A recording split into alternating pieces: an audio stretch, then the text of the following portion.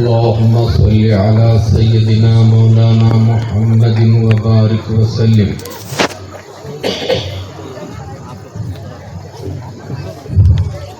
الحمد لله نحمده ونستعينه ونستغفره ونؤمن به ونتوكل عليه ونعوذ بالله من شرور أنفسنا ومن سيئات أعمالنا. من يهدي الله فلا مضل له ومن يضلل فلا هادي له. ونشهد أن لا إله إلا الله وحده لا شريك له. ونشهد أن سيدنا ومولانا محمدا عبده ورسوله صلى الله عليه وعلى آله وأصحابه وبارك وسلم تسليما كثيرا كثيرا. أما بعد فأعوذ بالله من الشيطان الرجيم. بسم الله الرحمن الرحيم. طلب العلم فريضة على كل مسلمين. صدق الله العلي العظيم. ಆತ್ಮೀಯ ಬಂಧುಗಳೇ,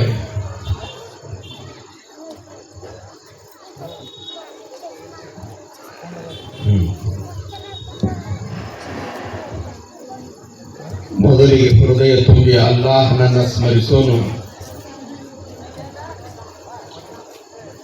ಅಲ್ಲಾಹ್ ತಬಾರಕ ವ ತಆಲಾ ನಮ್ಮೆಲ್ಲರಿಗೂ ಮುದ್ದು ಮಕ್ಕಳ ಪ್ರತಿಭೆಯನ್ನ ವೀಕ್ಷಿಸಲು, ಅವರ ತೊದಲುನುಡಿಯಿಂದ ಬರ್ತಕ್ಕಂಥ ವಾಣಿಗಳನ್ನ ಆಲಿಸಲು ಇವತ್ತೆಲ್ಲ ಅನುಕೂಲ ಮಾಡಿಕೊಟ್ಟ. ಇದು ಅಲ್ಲಾಹನ ದೊಡ್ಡ ಕೊಡುಗೆಯ.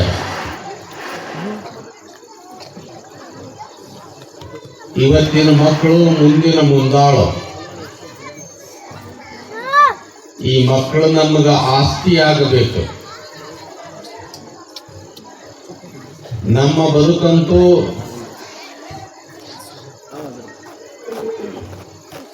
ಬಹಳ ಕೆಟ್ಟ ರೀತಿಯಿಂದ ಜಗತ್ತಿನೊಳಗೆ ನಮ್ಮ ಜೀವನ ಸಾಗಿಸಿದ್ವಿ. ಏನೋ ದಾವತ್ತು ತಬ್ಲೀಗಿನ ಮುಖಾಂತರ ಸ್ವಲ್ಪ ನಮಗ ಬುದ್ಧಿ ಬಂದೈತಿ. ಯಾವಾಗ ಬಂದೈತಿ ಬುದ್ಧಿ ಅಂದ್ರೆ ಕೆಟ್ಟ ಮೇಲೆ ಬುದ್ಧಿ ಬಂದೈತಿ. ಯಾಕ್ರಿ ಹಂಗ ನಮ್ಮ ಮಕ್ಕಳು ಆಗಬಾರದು. ನಮ್ಮ ಮಕ್ಕಳು ಆದರ್ಶ ಬದುಕನ್ನ ಸಾಗಿಸುವವರಾಗಬೇಕು. ಆದರ್ಶವಿಲ್ಲದ ಬದುಕು ಬದುಕಿಗೆ ಅವಮಾನ.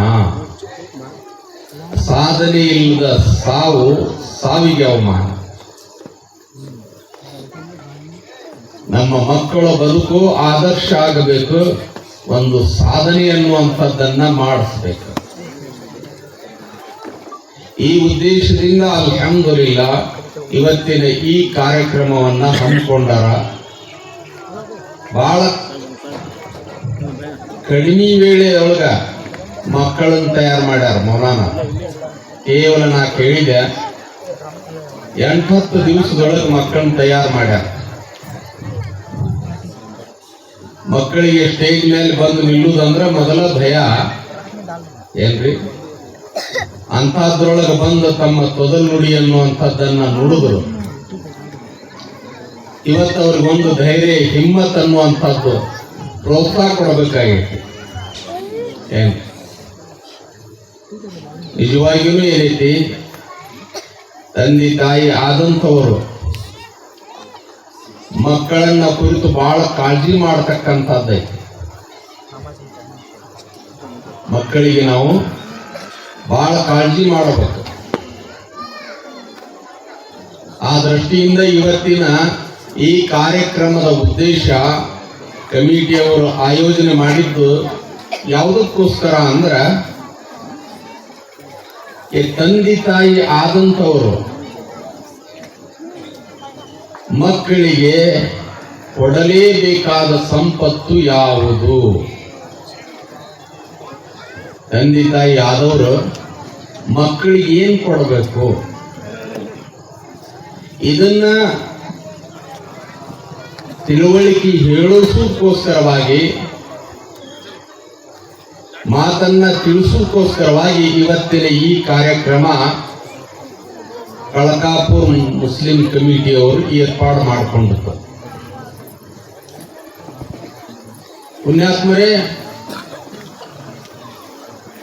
ಇವತ್ತು ಬಹಳಷ್ಟು ತಾಯಂದಿರು ಈ ಸಭೆಗೆ ಬಂದಾರ. ಪಾಲಕರು ಬಂದಿರಿ, ಪೋಷಕರು ಬಂದಿರಿ, ಎಲ್ಲರೂ ಬಂದಿರಿ. ನಿಮ್ಮ ಮಕ್ಕಳ ಪ್ರತಿಭೆಯನ್ನು ನೋಡಿದ್ರಿ.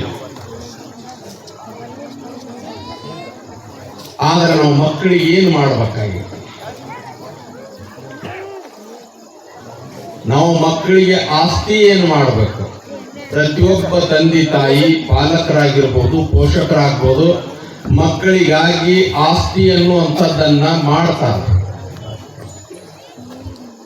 ಹೊಲ ಆಗಲಿ, ಮನಿ ಆಗಲಿ, ಕಾರ್ ಬಂಗ್ಲೆ ಆಗಲಿ, ಬೆಳ್ಳಿ ಬಂಗಾರ, ದುಡ್ಡು ದ್ರವ್ಯ ಮಾಡಬೇಕು ಅನ್ನುವಂಥ ಎಲ್ಲ ತಂದೆ ತಾಯಿಗಳ ಆಸೆ, ಎಲ್ಲರದು ಆಸೆ.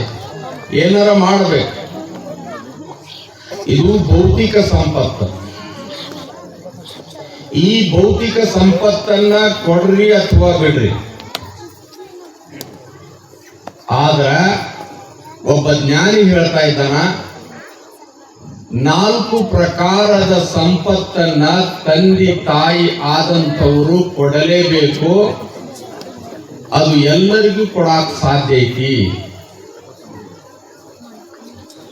ಮಕ್ಕಳಿಗೆ 4 ಪ್ರಕಾರದ ಸಂಪತ್ತನ್ನ ಎಲ್ಲರಿಗೂ ಕೊಡಾಕ್ ಸಾಧ್ಯ ಐತಿ. ಬಡವ ಇರಬಹುದು, ಶ್ರೀಮಂತ ಇರಬಹುದು, ಕಲ್ತವನು ಇರಬಹುದು, ಕಲಿಲಾರ್ದವನ್ನ ಇರಬಹುದು, ಹಳ್ಳಿಯವಿರ್ಲಿ, ಶಹರದವಿರ್ಲಿ, ಹೆಣ್ಣಿರ್ಲಿ ಅಥವಾ ಗಂಡಿರ್ಲಿ, ಎಲ್ಲರಿಗೂ ಆ 4 ಪ್ರಕಾರದ ಸಂಪತ್ತನ್ನ ಕೊಡಾಕ್ ಸಾಧ್ಯ ಐತಿ. ಆ 4 ಪ್ರಕಾರದ ಸಂಪತ್ತು ಯಾವುವು ಅನ್ನುವುದನ್ನ ತಮ್ಮ ಮುಂದೆ ಸ್ವಲ್ಪ ಏನೈತಿ ನನ್ನ ಅಲ್ಪಮತಿಗೆ ತಿಳಿದಷ್ಟು ಬೆಳೆದಷ್ಟು ಹೇಳ್ತಾ ಇದ್ದೇನೆ. ಅದರ ಮೇಲೆ ಅಮಲು ಮಾಡಿದ್ದ ಕರೆ ಆದ್ರ, ನಾವು ಅದನ್ನ ಅನುಷ್ಠಾನಕ್ಕೆ ತಂದದ್ದ ಆದ್ರ ನಮ್ಮ ಮಕ್ಕಳಿಗೆ ನಾವು ಆಸ್ತಿ ಮಾಡಲಿಕ್ಕಷ್ಟ ಹೊತ್ತು ನಮ್ಮ ಮಕ್ಕಳ ನಮಗೆ ಆಸ್ತಿ ಆಕಾರ ಅಂತಕ್ಕಂಥ ಮಾತನ್ನ ಇವತ್ತಿನ ದಿವಸ ನಾವು ಸಂಕಲ್ಪನ ಮಾಡಿಕೊಂಡಿರ್ಬೇಕು. ಆ 4 ಪ್ರಕಾರದ ಸಂಪತ್ತನ್ನ ಪ್ರತಿಯೊಬ್ಬ ತಂದೆ ತಾಯಿಗೆ ಕೊಡಾಕ್ ಸಾಧ್ಯದ, ಕೊಡಲೇಬೇಕಾದಂತ ಆದ್ಯ ಕರ್ತವ್ಯ. ಅವು ಯಾವ 4 ಪ್ರಕಾರದ ಸಂಪತ್ತು? ಮೊಟ್ಟ ಮೊದಲನೆಯದಾಗಿ, ಈ ದೇಶದೊಳಗ, ಹೊರದೇಶದೊಳಗ, ಸ್ವದೇಶದೊಳಗ,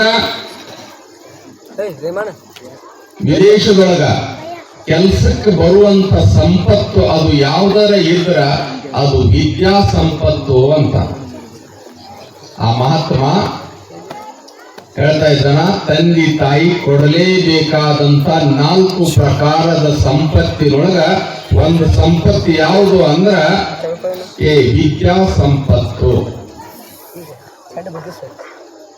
ಜನ ಹೊರದೇಶದೊಳಗೆ ಕೆಲಸಕ್ಕೆ ಬರುವುದಿಲ್ಲ, ದುಡ್ಡು ಹೊರದೇಶದೊಳಗೆ ಬರುವುದಿಲ್ಲ. ಹೊರದೇಶಕ್ಕೆ ಹೋಗ್ಬೇಕಾದ್ರೆ ದುಡ್ಡು ಚೇಂಜ್ ಮಾಡ್ಕೋಬೇಕಾಕತಿ ಏನ್ರಿ. ಆದ್ರ ಇಲ್ಲಿ ಕಲಿತಂತ ವಿದ್ಯೆ ಅಮೇರಿಕದೊಳಗೂ ಕೆಲಸಕ್ಕೆ ಬರುತ್ತ, ಅರಬದೊಳಗೂ ಕೆಲಸಕ್ಕೆ ಬರುತ್ತ, ಕತಾರ್ನೊಳಗೂ ಕೆಲಸಕ್ಕೆ ಬರುತ್ತ, ಆಸ್ಟ್ರೇಲಿಯಾದೊಳಗೂ ಕೆಲಸಕ್ಕೆ ಬರುತ್ತ. ಇಡೀ ವಿಶ್ವದೊಳಗ ಕೆಲಸಕ್ಕೆ ಬರುವಂತ ಸಂಪತ್ತು ಅದು ಯಾವುದರ ಇದ್ರ ಅದು ವಿದ್ಯಾ ಸಂಪತ್ತು ಅಂತ ಹೇಳ್ತಾರೆ. ಅಂಥ ಸಂಪತ್ತನ್ನ ನಮ್ಮ ಮಕ್ಕಳಿಗೆ ನಾವು ಕೊಡಲೇಬೇಕಾದಂತ ಆದ್ಯ ಕರ್ತವ್ಯ ವಿದ್ಯಾ ಸಂಪತ್ತು.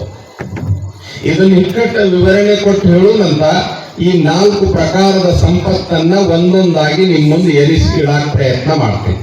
ಮೊಟ್ಟ ಮೊದಲನೇ ಸಂಪತ್ತು ವಿದ್ಯಾ ಸಂಪತ್ತನ್ನ ತಮ್ಮ ಮಕ್ಕಳಿಗೆ ಕೊಡಬೇಕು ಅಂತ. ಇನ್ನು ಎರಡನೇದ್ದು ವಿದ್ಯೆ ಜೊತೆಗೆ ಧೈರ್ಯ ಎಂಬ ಸಂಪತ್ತನ್ನ ಕೊಡಬೇಕು. ಧೈರ್ಯ ಸರ್ವತ್ವಂ ಸಾಧನ, ಹಿಮ್ಮತೆ ಮರ್ದಾನ್ ಮದರಿ ಖುದಾ ಅಂತ. ಆ ಮಕ್ಕಳಿಗೆ ಬರೀ ವಿದ್ಯಾ ಕೊಟ್ಟರು ಸಾಲದು, ಅವ್ರಿಗೆ ಧೈರ್ಯನೂ ಕೊಡ್ರಿ ಅಂದ್ರೆ ಬದುಕಾಕ್ ಸಾಧ್ಯ ಐತಿ. ಇದು ಎರಡನೇದ್ದು. ಇನ್ನ ಮೂರನೇದ್ದು, ಈ ಲೋಕದೊಳಗ ಪರಲೋಕದೊಳಗ ದುನಿಯಾದೊಳಗ ಆಖಿರತ್ನೊಳಗ ಬಳಕೆಗೆ ಬರುವಂತ ಸಂಪತ್ತು ಅದು ಯಾವ್ದಾರ ಇದ್ರ ಅದು ದೀನದ ಸಂಪತ್ತು, ಧರ್ಮದ ಸಂಪತ್ತನ್ನ ನಮ್ಮ ಮಕ್ಕಳಿಗೆ ಕೊಡಲೇಬೇಕಾದಂತ ಆದ್ಯ ಕರ್ತವ್ಯ. ಇದು ಮೂರನೇ ಸಂಪತ್ತಿದೆ. ಇನ್ನು ನಾಲ್ಕನೆಯ ಸಂಪತ್ತು ಶೀಲ ಅಂದ್ರೆ ಪಾಕೀಜ್ಗಿ. ಪರರ ವಸ್ತುವನ್ನ ಮುಟ್ಟಲಾರದೆ ಇರುವಂತಹದ್ದೇನಿತ್ತು ಶೀಲ ಅಂತಾರ, ಅದಕ್ಕೆ ಪಾಕೀಜ ಅಂತ ಹೇಳ್ತಾರೆ. ಇಂಥ ಪಾಕೀಜ ಬದುಕನ್ನ ಮಕ್ಕಳಿಗೆ ಕೊಡಲೇಬೇಕಾದಂತ ಸಂಪತ್ತು ತಂದೆ ತಾಯಿಯ ಜವಾಬ್ದಾರಿ. ಒಂದು ವೇಳೆ ತಂದೆ ತಾಯಿ ಆದವರು ಈ 4 ಪ್ರಕಾರದ ಸಂಪತ್ತನ್ನ ಕೊಡಲಿಲ್ಲ ಅಂದ್ರ ಮಾತಾ ಶತ್ರು ಪಿತಾ ವೈರಿ ಅಂತ ಹೇಳ್ತಾರೆ. ಹೊಲ ಕೊಟ್ಟಿರಬಹುದು, ದುಡ್ಡು ಕೊಟ್ಟಿರಬಹುದು, ಬಂಗಾರ ಬೆಳ್ಳಿ ಕೊಟ್ಟಿರಬಹುದು, ಕಾರ್ ಬಂಗ್ಲೆ ಕೊಟ್ಟಿರಬಹುದು, ಆದ್ರೆ ಇವನ್ನ ಹೊರತುಪಡಿಸಿ ಈ 4 ಪ್ರಕಾರದ ಸಂಪತ್ತು ಕೊಡ್ಲಿಲ್ಲ ಅಂದ್ರ ಇವರು ವೈರಿಗಳದಾರ. ತಂದೆ ಶತ್ರು, ತಾಯಿ ವೈರಿ ಅಂತ. ಈ ಮಕ್ಕಳಂತೂ ಮುಂದೆ ಪಾಠ ಕಲಿತಾವ. ನಾವೇನ್ ಕಲಿಸ್ತೇವೆ ಅವಕ್ಕೆ ಅದನ್ನ ಕಲಿತಾವ. ಯಾಕ್ರಿ ಅದರೊಳಗ ಮುಖ್ಯವಾಗಿ ಪಾತ್ರ ತಾಯಿ ಪಾತ್ರ ಬಹಳ ಐತಿ. ಜನನಿ ತಾಯಿಯೇ ಮೊದಲ ಪಾಠ ಶಾಲೆ ಅಂತ. ತಾಯಿ ಆದವಳ ಕಡೆಗೆ ಈ 4 ಪ್ರಕಾರದ ಸಂಪತ್ತನ್ನ ಮಕ್ಕಳಿಗೆ ಕೊಡಲೇಬೇಕಾದ ಆದ್ಯ ಕರ್ತವ್ಯ. ಒಂದ್ ವೇಳೆ ಕೊಡಲಿಲ್ಲ ಅಂದ್ರ ಈ ವೈರಿ ಅಂತ ಹೇಳ್ತಾರೆ. ಕೊಟ್ರ ಯಾ ತಾಯಿ ಮಕ್ಕಳಿಗೆ ಈ 4 ಪ್ರಕಾರದ ಸಂಪತ್ತನ್ನ ಕೊಟ್ಲು ಅಥವಾ ತಂದೆ ಆದವ್ ಕೊಟ್ಟ ಅಂತವರು ಶರಣರಾದರು. ಮೈನು ಸುಬಾನಿ ಆದ್ರು, ಗರೀಬ್ ನಮಾಜ್ ಆದ್ರು, ಖಾಜಾ ಮೈನುದ್ದೀನ್ ಚಿಸ್ತಿ ಆದ್ರು, ಖಾಜಾ ಗರೀಬ್ ನಮಾಜ್, ಇಮಾಮೆ ಹಸನ್, ಇಮಾಮೆ ಹುಸೇನ್ ದೊಡ್ಡ ದೊಡ್ಡ ಶರಣರಾದರು. ಅವ್ರು ಯಾರು ಈ ಜಗತ್ತಿನ ಲೌಕಿಕ ಸಂಪತ್ತು ಇನ್ಯಾವನ್ನು ಕೊಡಲಿಲ್ಲ, ಆದ್ರೆ ಈ ಸಂಪತ್ತು ಕೊಟ್ಟರು. ನಾವು ಸಂಕಲ್ಪನ ಮಾಡಬೇಕು, ನಮ್ಮ ಮಕ್ಕಳಿಗೆ ಏನಾರ ಕೊಡುವುದಾದ್ರ ಭೌತಿಕ ಸಂಪತ್ತು ಇದ್ರ ಕೊಡ್ರಿ ಬಿಡ್ರಿ, ಅಂದ್ರೆ ಹೊಲ ಇದ್ರ ಕೊಡಬಾರ್ದಂತೇನಲ್ಲ, ಇದ್ರ ಕೊಡ್ರಿ ಅಥವಾ ಬಿಡ್ರಿ, ಆದ್ರೆ ಈ 4 ಪ್ರಕಾರದ ಸಂಪತ್ತನ್ನ ಕೊಡಲೇಬೇಕಾದಂತ ಆದ್ಯ ಕರ್ತವ್ಯ. ಅದರಾಗ ಮೊದಲನೇದು ವಿದ್ಯಾ ಸಂಪತ್ತನ್ನ ಕೊಡಬೇಕು. ವಿದ್ಯಾ ಅಂದ್ರೆ ಏನು? ವಿದ್ಯಾ ಅಂತ ಎದಕ್ಕಂತಾರ ಏನ್ರಿ? ಅಕ್ಷರ ಜ್ಞಾನ ಪಡ್ಕೊಳ್ಳೋದಕ್ಕೆ ವಿದ್ಯಾ ಅನ್ನೋದಿಲ್ಲ, ಮಾರ್ಕಸ್ ತಗೊಳ್ಳೋದಕ್ಕೆ ವಿದ್ಯಾ ಅನ್ನೋದಿಲ್ಲ, ಅಂಕಗಳನ್ನ ಪಡ್ಕೊಳ್ಳೋದಕ್ಕೆ ವಿದ್ಯಾ ಅನ್ನೋದಿಲ್ಲ, ಡಿಗ್ರಿ ತಗೊಳ್ಳೋದಕ್ಕೆ ವಿದ್ಯಾ ಅನ್ನೋದಿಲ್ಲ. ವಿದ್ಯಾ ಅನ್ನೋದಕ್ಕ ಒಂದು ವಿಶೇಷವಾದಂತಹ ಅರ್ಥ ಐತೆ. ಅದಕ್ಕೆ ಯಾವುದು ನಮ್ಮಲ್ಲಿರುವಂತ ಅವಿದ್ಯವನ್ನ ನಾಶ ಮಾಡುತ್ತದೆಯೋ ಅದಕ್ಕೆ ವಿದ್ಯಾ ಅಂತ ಕರಿಬೇಕು. ಯಾವುದು ನಮ್ಮಲ್ಲಿರುವಂತ ಮೂಢನಂಬಿಕೆಗಳನ್ನ ಹೋಗಲಾಡಿಸುತ್ತದೆಯೋ ಅದಕ್ಕೆ ವಿದ್ಯಾ ಅಂತ ಕರಿಬೇಕು. ಯಾವುದು ನಮ್ಮಲ್ಲಿ ಅಜ್ಞಾನವನ್ನ ಹೊರಗೂಡಿಸ್ತದನೋ ಅದಕ್ಕೆ ವಿದ್ಯಾ ಅಂತ ಕರಿಬೇಕು. ಯಾವುದು ನಮಗ ಪ್ರಾಮಾಣಿಕವಾಗಿ ಬದುಕುವುದನ್ನ ಕಲಿಸಿಕೊಡುತ್ತದೆಯೋ ಅದಕ್ಕೆ ವಿದ್ಯಾ ಅಂತ ಕರಿಬೇಕು. ಯಾವುದು ನಮ್ಮವರು ತಮ್ಮವರು ಎನ್ನುವ ಭಾವನೆಯನ್ನ ತಂದು ಕೊಡುತ್ತದೆಯೋ ಅದಕ್ಕೆ ವಿದ್ಯಾ ಅಂತ ಕರಿಬೇಕು. ಗುರು ಹಿರಿಯರನ್ನ ಗೌರವಿಸುವಂತ ಭಾವನೆ, ತಂದೆ ತಾಯಿಯನ್ನ ಗೌರವಿಸುವಂತ ಭಾವನೆಯನ್ನ ತಂದು ಕೊಡ್ತದಲ್ಲ, ಅದಕ್ಕೆ ವಿದ್ಯಾ ಅಂತ ಕರಿಬೇಕು. ಏನ್ರಿ, ಸಾಕಷ್ಟು ವಿದ್ಯಾ ಅದ, ಆದ್ರೆ ಈ ಗುಣ ಇಲ್ಲ ಅಂದ್ರ ಅದು ವಿದ್ಯಾ ಅಲ್ಲ. ಅದಕ್ಕೋಸ್ಕರವಾಗಿ ಬಂಧುಗಳೇ, ತಂದೆ ತಾಯಿ ಆದಂಥವರು ಇಂಥ ವಿದ್ಯೆ ಅನ್ನುವಂಥದ್ದನ್ನ ಕೊಡಬೇಕು. ಒಬ್ಬ ಜ್ಞಾನಿ ಒಂದು ಮಾತನ್ನ ಸಂಸ್ಕೃತದ ಶಬ್ದದೊಳಗೆ ಒಂದು ಶ್ಲೋಕ ಹೇಳ್ತಾನ. ವಿದ್ಯಾ ದದಾತಿ ವಿನಯಂ ವಿನಯಾದಿಯಾತಿ ಪಾತ್ರತಾಂ ಪಾತ್ರತ್ವಾತ ಧನಮಾಪ್ನೋತಿ ಧನಾತ ಧರ್ಮಂ ತತ ಸುಖಂ ಅಂತ ಹೇಳ್ತಾನೆ. ವಿದ್ಯಾ ದದಾತಿ ವಿನಯಂ, ಎಲ್ಲಿ ವಿದ್ಯೆ ಇದೆಯೋ ಅಲ್ಲಿ ವಿನಯ ಇರಬೇಕು. ಮತ್ತೆ ವಿದ್ಯೆ ಐತಿ ವಿನಯ ಇಲ್ಲ ಅಂತಂದ್ರ ಇಲ್ಲ. ಹೆಂಗ ಒಂದು ನಾಣ್ಯಕ್ಕೆ ಎರಡು ಮುಖನೋ ಹಂಗ ವಿದ್ಯೆಗೆ ನಿಂತರು ಎರಡು ಮುಖ. ವಿದ್ಯೆ ಆ ನಂತರ ವಿನಯ. ಎಲ್ಲಿ ವಿದ್ಯೆ ಇರ್ತೈತಿ ಅಲ್ಲಿ ವಿನಯ. ಈ ಎರಡೂ ಎಲ್ಲಿ ಇರ್ತಾವೋ ಅಲ್ಲಿ ಒಂದು ಪಾತ್ರತೆ ಅಂತಕ್ಕಂಥದ್ದು ಬರಕ್ ಪ್ರಾರಂಭ ಆಕೈತಿ. ಪಾತ್ರತೆ ಅಂದ್ರೆ ಒಂದು ಅರ್ಹತೆ. ಉದ್ಯೋಗ ಮಾಡುವುದಾಗ್ಲಿ, ವ್ಯಾಪಾರ ಮಾಡುವುದಾಗ್ಲಿ, ನೌಕರಿ ಮಾಡುವುದಾಗ್ಲಿ ಒಂದು ಪಾತ್ರತೆ ಬರ್ತದೆ. ಆ ಪಾತ್ರತೆ ಒಳಗೆ ನಿಂತ್ಕೊಂಡು ಆ ಮನುಷ್ಯ ಧನ ಸಂಪಾದನೆ ಮಾಡವಾಕ್ಕನ, ಧನ ಸಂಪಾದನೆ ಮಾಡವಾಕ್ಕನ. ಯಾವಾಗ ಧನ ಸಂಪಾದನೆ ಮಾಡಿದ ಅವಾಗೇನೆ ನೋಡು ಅವನಲ್ಲಿ ಧರ್ಮ ಅಂತಕ್ಕಂಥದ್ದಿತ್ತಂದ್ರ ಈ ಧನ ಅನ್ನುವಂಥದ್ದು ಅಂದ್ರೆ ಸಂಪತ್ತನ್ನ ಸರಿಯಾದ ಜಗದೊಳಗೆ ಬಳಕೆ ಮಾಡವಾಕ. ವಿದ್ಯಾ ವಿನಯ ಈ ಎರಡು ಕೂಡಿದ್ರೇನೆ ನೋಡು ಅಲ್ಲೊಂದು ಅರ್ಹತೆ ಬರ್ತೈತಿ. ನೌಕರಿ ಮಾಡುವುದಾಗ್ಲಿ, ವ್ಯಾಪಾರ ಮಾಡುವುದಾಗ್ಲಿ, ಏನ್ರಿ ಆ ದುಡ್ಡು ಅನ್ನುವಂಥದ್ದು ಸಂಪತ್ತನ್ನುವಂಥ ಸಂಪಾದನೆ ಮಾಡವಕ್ಕನ. ಯಾವಾಗ ಸಂಪಾದನೆ ಐತಿ ಧರ್ಮ ಒಂದಿತ್ತಂದ್ರ ಅದನ್ನು ಸರಿಯಾಗಿ ಬಳಕೆ ಮಾಡವಕ್ಕನ. ಇದರಿಂದಾಗಿ ಅವನ ಬದುಕು ಆದರ್ಶ ಬದುಕು ಆಕೈತಿ. ಅದಕ್ಕೋಸ್ಕರವಾಗಿ ತಂದೆ ತಾಯಿ ಆದಂಥವರು ಈ ಇಂಥ ವಿದ್ಯೆ ಅನ್ನುವಂಥದ್ದನ್ನ ಕೊಡಬೇಕು. ಆ ವಿದ್ಯೆಯೊಳಗ ಎರಡನ್ನಾದರೂ ಗುರುತ ಹಿಡಿಬೇಕು ಅಂತ ಹೇಳ್ತಾರೆ. ಯಾವುದು ಎರಡು ಅಂದ್ರ ತನ್ನ ಹುಟ್ಟಿಸಿದವನು ಗುರುತ ಹಿಡಿಬೇಕು. ಮೊದಲನೇದಾಗಿ ತನ್ನನ್ನ ಜನ್ಮ ಕೊಟ್ಟು ಈ ಜಗತ್ತಿಗೆ ಏನು ಕಳಿಸಲ್ಲ, ಆ ಅಲ್ಲಾಹ್ ಹುಟ್ಟಿಸಿದ ಮಾಲೀಕನನ್ನು ಗುರ್ತಾ ಹಿಡಿಬೇಕು. ಒಂದ್ ವೇಳೆ ಅವನು ಗುರ್ತಾ ಹಿಡಿಲಿಲ್ಲ ಅಂದ್ರ, ಹುಟ್ಟಿಸಿದವನು ಗುರ್ತಾ ಹಿಡಿಲಿಲ್ಲ ಅಂದ್ರ ಆ ಮನುಷ್ಯನ ಆಕಾರದೊಳಗೆ ಒಂದು ಪ್ರಾಣಿಗಳಿಗಿಂತಲೂ ಕೀಳು ಅಂತ ಹೇಳ್ತೈತಿ ಶಾಸ್ತ್ರ. ಕುರಾನ್ನು ಕೂಡ ಇದನ್ನ ಹೇಳ್ತೈತಿ. ಬಲ್ ಅಜಲ್, ಮನುಷ್ಯನ ಆಕಾರದೊಳಗ ಒಂದು ಪ್ರಾಣಿ. ಇದಕ್ಕಿನ ಕನಿಷ್ಠ ಶಬ್ದ ಏನಾದ್ರೂ ಸಿಗುದಿತ್ತಂದ್ರೆ ಅಲ್ಲಾಹ್ ಪಾಕ್ ಕರೀತಿದ್ದ. ಇದಕ್ಕಿನ ಕನಿಷ್ಠ ಶಬ್ದ ಇಲ್ಲ, ಅದಕ್ಕಾಗಿ ಪ್ರಾಣಿ ಅಂದಾನ.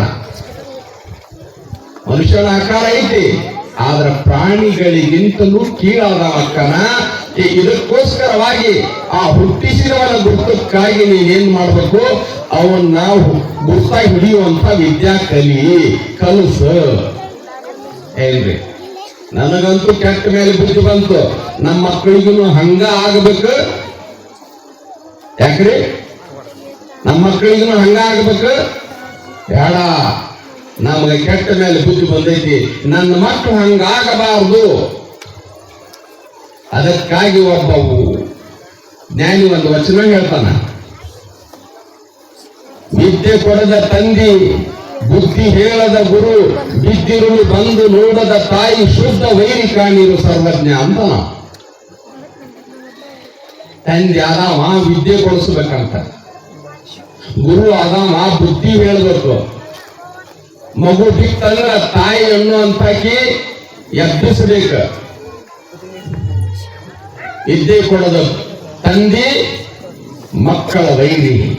ಬುದ್ಧಿ ಹೇಳದ ಗುರು ಅಂದ್ರೆ ಮಸೀದಿ ಒಳಗಿರ್ತಾರ ಇಮಾಮ್ ಸಾಬ್ರ ಅಂತೇಳಿ, ಮೌಲ್ವಿ ಅಂತೇಳಿ, ಹಾಫೀಜರ್ ಅಂತೇಳಿ ಮಠದೊಳಗಿರ್ತಾರ. ಸ್ವಾಮಿಗಳು ಅಂತಿರ್ತಾರ, ಚರ್ಚ್ನೊಳಗಿರ್ತಾರ, ಪಾದ್ರಿ ಅಂತೇಳಿ. ಇವರು ಸಮಾಜವನ್ನ ತಿದ್ದಿ ತೀಡುವಂತ ಕೆಲಸ ಮಾಡಬೇಕು. ಒಂದು ವೇಳೆ ಇವರು ಸಮಾಜವನ್ನ ತಿದ್ದಿ ತೀಡಲಿಲ್ಲ ಅಂದ್ರ ಇವರು ಸಮಾಜದ ವೈರಿಗಳು. ಯಾರಿವರು? ಸಮಾಜದ ವೈರಿಗಳು. ವಿದ್ಯೆ ಕೊಡದ ತಂದಿ, ಬುದ್ಧಿ ಹೇಳದ ಗುರು, ಬಿದ್ದಿರುಳು ಬಂದ ನೋಡದ ತಾಯಿ, ಶುದ್ಧ ವೈರಿ ಕಾಣಿರು ಸರ್ವಜ್ಞ. ಅಂದ್ರೇನು? ಬಿದ್ದೈತು ಒಂದು ಹುಡುಗ, ಬಿದ್ದೈತು ಅಂದ್ರೆ ದಾರ್ಯಾಗ ಹೋಗುವಾಗ ಬೀಳುವುದಲ್ಲ. ದಾರ್ಯಾಗ ಹೋಗುವಾಗ ಬಿದ್ರ ದಾರ್ಯಾಗ ಹೋಗುವಾಗನು ಎಬ್ಬಿಸ್ತಾರ. ಆದ್ರ ತಪ್ಪು ಮಾಡಿದಾಗ ತಿದ್ದಿ ಬುದ್ಧಿ ಹೇಳುವ ಕೆಲಸ ತಾಯಿ ಕೆಲಸ ಅಂತ ಹೇಳ್ತಾರ. ತಪ್ಪು ಮಾಡಿದಾಗ ಏನ್ ಮಾಡ್ಬೇಕು? ತಿದ್ದಬೇಕು. ವಿದ್ಯಾ ಕೊಡುವುದರ ಜೊತೆಗೆ ಮಕ್ಕಳಿಗೆ ಸಂಸ್ಕಾರ ಕೊಡುವುದು ಜವಾಬ್ದಾರಿ. ಸಂಸ್ಕಾರ ಅಂದ್ರೆ ಅಸಂಸ್ಕೃತವಾದಂತ ಮಕ್ಕಳಿಗೆ ಸುಸಂಸ್ಕೃತರನ್ನಾಗಿ ಮಾಡುವುದೇ ವಿದ್ಯಾ ಅಂತ ಹೇಳ್ತಾರೆ. ಆ ಮಕ್ಕಳಿಗೆ ಸಂಸ್ಕಾರ. ಸಂಸ್ಕಾರ ಅಂದ್ರೆ ಏನು? ಸಂಸ್ಕಾರ ಅಂದ್ರೆ ಏನು ಅಂತ ಕೇಳಿದ್ರ, ಈ ಹೊಲಸಾದ ಬಟ್ಟೆಯನ್ನ ಏನ್ ನೀಲಿ ಪೌಡರ್ ಹಾಕಿ ಸಾಬೂನ್ ಹಾಕಿ ಅದು ಹೊಳಪು ಬರುವಂಗ ಮಾಡ್ತಾರಲ್ಲ, ಆ ಹೊಲಸಾದ ಬಟ್ಟೆಗೆ ಸಂಸ್ಕಾರ ಕೊಟ್ಟಂಗ. ಮೈಮೇಲೆ ಹಾಕೊಳಕ್ ಯೋಗ್ಯ ಆಗುವಂಗ ತೊಳಿತಾರಲ್ಲ ನಮ್ಮ ತಾಯಂದಿರು. ಯಾಕ್ರಿ?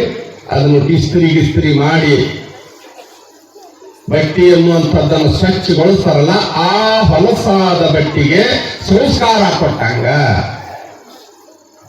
ಇನ್ನೊಂದು ದವಸ ಧಾನ್ಯಕ್ಕ ಸಂಸ್ಕಾರ ಕೊಡ್ತಾರ. ಅದಕ್ಕ ಅಕ್ಕಿ ಆಗಲಿ, ಜೋಳಕ್ಕಾಗಲಿ, ಗೋಧಿಗಾಗಲಿ, ಕಾಳು ಕಡಿಗೆ ಅದಕ್ಕೊಂದು ಸಂಸ್ಕಾರ ಕೊಡ್ತಾರ. ಉಣ್ಣಾಕ ಯೋಗ್ಯ ಆಗುವಂಗ ಮಾಡ್ತಾರಲ್ಲ, ಅದಕ್ಕೆ ಸಂಸ್ಕಾರ ಕೊಟ್ಟಂಗ ಅನ್ನೋದಿಲ್ಲ ನಾವು. ಆ ತಾಯಿ ಕೈಯಾಗಿನ ಅಡಿಗೆ ಉಂಡ್ರ ಬಳು ಕಡ್ಕೋಬೇಕ್ರಿ, ಅಷ್ಟು ಚಂದ ಮಾಡ್ತಾಳ ಅಡಿಗೆನ. ಕಟ್ಟಿನ ಸಾರು ನಮ್ಮ ಹಳ್ಳ್ಯಾಗ ಯಾಕ್ರಿ? ಕಟ್ಟಿನ ಸಾರು ಕುಡಿದ್ರ ನೋಡ್ಬೇಕ, ಆ ಹೆಣ್ಮಗಳ ಕೈಯಾಗಿನ ಕುಡಿದ್ರ ಭಾರಿ ಐತ್ರಿ ಆ ಒಬ್ಬೊಬ್ರ ಕೈಯಾಗಿನ ಗುಣ. ಮನ್ಯಾಗ ಫಂಕ್ಷನ್ ಇತ್ತಪ್ಪ ಅಂತಂದ್ರ, ಲಗ್ನ ಕಾರ್ಯನಿರಿ ಇದ್ದಾಗ ಯಾರು ಚಲೋ ಅಡಿಗೆ ಮಾಡ್ತಾರ? 10 ಅಲ್ಲ 20 ಅಲ್ಲ 50,000 ರೂಪಾಯಿ ಹೋಗಿ ಚಲೋ ಬಿರಿಯಾನಿ ಮಾಡೋನ್ ಕರ್ಕೊಂಬರ್ರಿ ಅಂತಾರ. ಯಾಕ್ರಿ? ಅನ್ನೋದಿಲ್ಲ. ಯಾಕ? ಚಲೋ ಅಡಿಗೆ ಮಾಡ್ತಾನ. ಅದಕ್ಕೆ ಸರಿಯಾಗಿ ಉಪ್ಪು ಹಾಕ್ತಾನ, ಖಾರ ಹಾಕ್ತಾನ, ಮಸಾಲೆ ಹಾಕ್ತಾನ, ತಿನ್ನಾಕ ಯೋಗ್ಯ ಆಗುವಂಗ ಮಾಡ್ತಾರಲ್ಲ, ಆ ದವಸ ಧಾನ್ಯಕ್ಕೆ ಸಂಸ್ಕಾರ ಕೊಟ್ಟ. ಹಂಗ ಮಕ್ಕಳಿಗೆ ಸಂಸ್ಕಾರ ಸಮೇತವಾದಂತ ವಿದ್ಯೆಯನ್ನ ಕೊಡ್ರಿ. ಇದು ತಂದೆ ತಾಯಿಯ ಜವಾಬ್ದಾರಿ.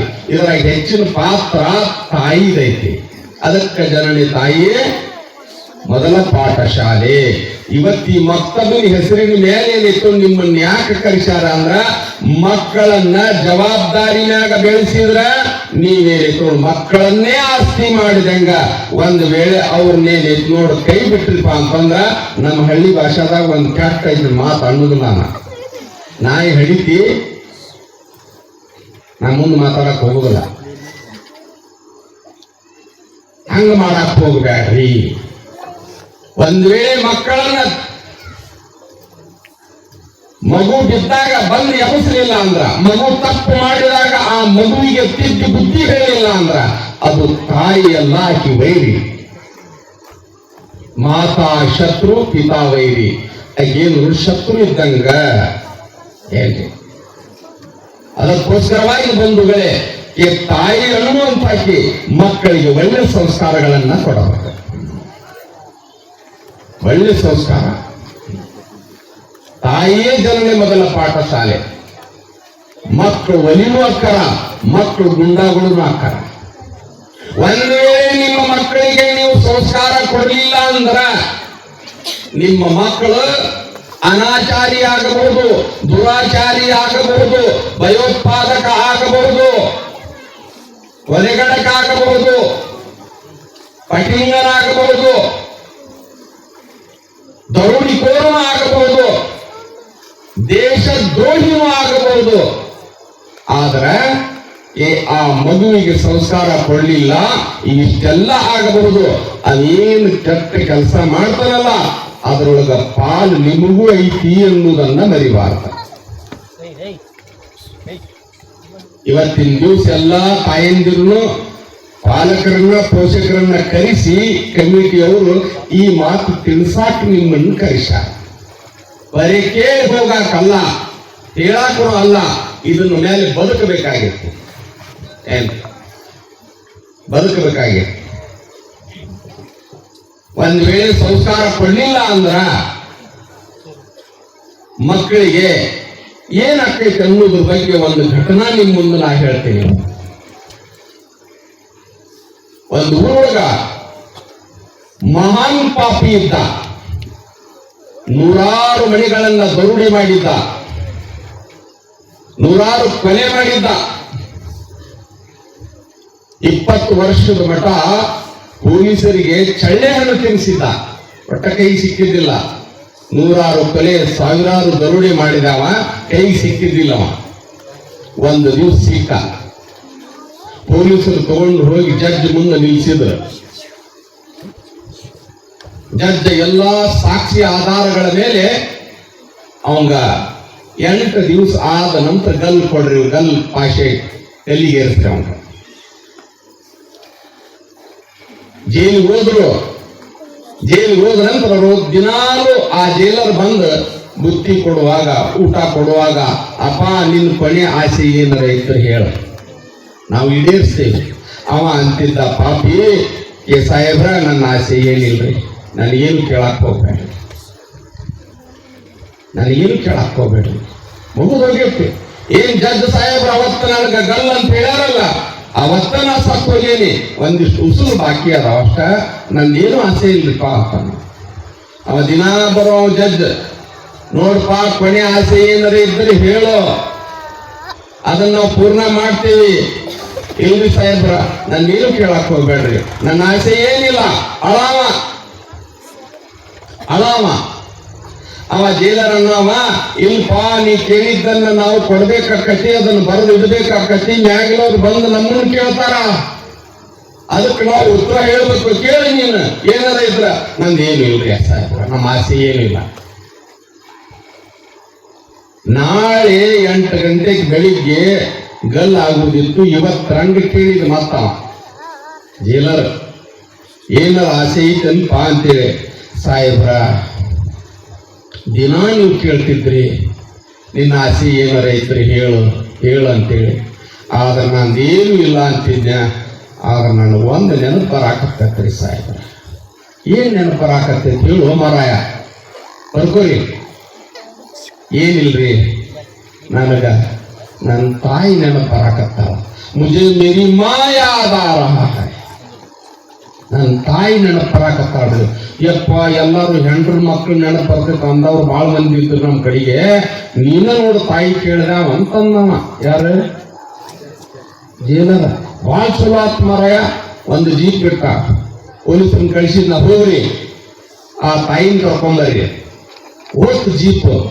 ಹೋಗಿ ಊರಾಗ ಕೇಳ್ತಾರ, ಆಕಿ ಮಗಳ ಮನೆಗೆ ಹೋಗಿದ್ಲ. ಆಕಿ ಯಾರು? ತಾಯಿ. ಮತ್ತೆ ಜೀಪ್ ಅಲ್ಲಿ ಹೋಯ್ತು. ಹೋಗಿ ಆ ಮುದುಕಿನ ತಗೊಂಡು ಬರೋದ್ರೊಳಗೆ ಅಂದ್ರ ರಾತ್ರಿ 2 ಗಂಟೆ ಆಗಿತ್ತು. ರಾತ್ರಿ 2 ಗಂಟೆ ಆಗಿತ್ತು. ಅವಾಗ ಬಂದು ನೋಡ್ತಾನ ಜೈಲರ, ಮಕ್ಕೊಂಡಿದ್ದ, ನಿದ್ದೆ ಹೆತ್ತಿತ್ತು. ಅರೆರೆ ಈಗರ ಎಚ್ಚರಿದ್ದ, ಮಲ್ಕೊಂಡ್ ಬಿಟ್ಟಾನ. ಇವ್ನ ಎಬ್ಸುದು ಬೇಡ, ಇವತ್ತು ಕಡೆ ನಿದ್ದೆ ಐತಿ, ನಾಳೆ ಬೆಳಿಗ್ಗೆದ್ದು ತಾಯಿ ಮಗನ ಭೇಟಿ ಮಾಡಿಸ್ಬೇಕು, ಗಲ್ ಆಗೋಕಿನ ಮೊದಲಂತೇಳಿ ಆ ಮುದುಕಿ ಊಟ ಮಾಡಿಸಿ ಒಂದ್ ಕಡೆ ಮಲಗಿಸಿದ. ನಿನ್ನ ಮಗ ಮಲ್ಕೊಂಡವ, ಇವತ್ತು ಕಡೆ ನಿದ್ದಿ, ಮಲ್ಕೊಳ್ಳವ, ಮುಂಜಾನೆ ಬೆಳಗ್ಗೆ ಎಬ್ಬಿಸಿ ನಿನ್ಗ ಅವಂಗ ಮಾತಾಡಕ್ ಹಚ್ತೇವಿ ನಾವು. ಮಲ್ಕೊಂಡ್ರು. ಬೆಳಿಗ್ಗೆ 5 ಗಂಟೆಗೆ ಎಬ್ಸಿದ್ರು, ಸ್ನಾನ ಮಾಡಿಸಿದ್ರು, ಬಟ್ಟೆಗಳನ್ನ ಹಾಕ್ಸಿದ್ರು. 7 ಗಂಟೆಗೆ ಹೋಗಿ ಗಲ್ ಪಾಷಾ ಜಗದಾಗ ನಿಲ್ಸಿದ್ರು. ಅವಂಗ ಎಲ್ಲಾ ಅಧಿಕಾರಿಗಳು ಬಂದು ನಿಂತರು. 8 ಗಂಟೆ ಕರೆಕ್ಟ್ ಏನೈತಿ ನೋಡು, ಗಲ್ ಆಗೋದಿತ್ತು. ಗಲ್ ಆಗೋದು 8 ಗಂಟೆಗೆ. ತಾಯಿ ಕರ್ಕೊಂಬಂದು 7 ಗಂಟೆಗ ತೊಗೊಂಬಂದ್ ಮಗನ ಮುಂದೆ ನಿಲ್ಸಿದ. ಮಗನ ಮುಖ ನೋಡಿ ತಾಯಿ ದುಃಖಿ ಸಳಾಕತ್ತಿಲ್ಲ, ತಾಯಿ ಮುಖ ನೋಡಿ ಮಗ ದುಃಖಿ ಸಳಾಕತ್ತಿಲ್ಲ. 10-15 ಮಿನಿಟ್ ಬಾಯಾಗಿಂದ ಶಬ್ದಗಳು ಬರಾಕ್ ತಯಾರಿಲ್ಲ. ಗಟ್ಟಿ ಧೈರ್ಯ ಮಾಡಿಕೊಂಡ ಆ ದುಃಖವನ್ನ ಕಂಟ್ರೋಲ್ ಮಾಡ್ಕೊಂಡು ಕೇಳ್ತಾನ, ಅಮ್ಮ ನಾನಿವತ್ತು ಗಲ್ಲಿಗೆ ಹೋಗುದು ನಿನಗ ನೋಡಕ್ ಆಗುದಿಲ್ಲ ಯಾಕೆ ಅಂದ. ಅದೇಂಗ ಆಕೈತು, ನನ್ನ ಕರಳಿನ ಕುಡಿ ಅನ್ನೋದಿಲ್ಲ. ಹೆತ್ತವ್ರಿಗೆ ಹೆಗ್ಗಣವಂತ ಮಕ್ಕಳಿದ್ರು ಮುದ್ದಿನ ಮಕ್ಕಳ ಅಂತ. ಯಾಕ್ರಿ ಹೆಂಗ ಇರ್ಲಿ ಮಕ್ಕಳ ಅವ. ಏನ್ ಮಾಡಿದ ನೀನು? 20 ವರ್ಷದಿಂದ ನನಗ ಮಕ ತೋರಿಸ್ತಾವ. ಇವತ್ತು ನನಗೇನೈತಲ್ಲ, ನೀನು ಈ ಗಲ್ ಪಾಶಾದೊಳಗ ಒದ್ದಾಡಿ ಸಾಯುವುದು ನೋಡಕ್ ಕಳಿಸಿದೆ ನನ್ನನ್ನ.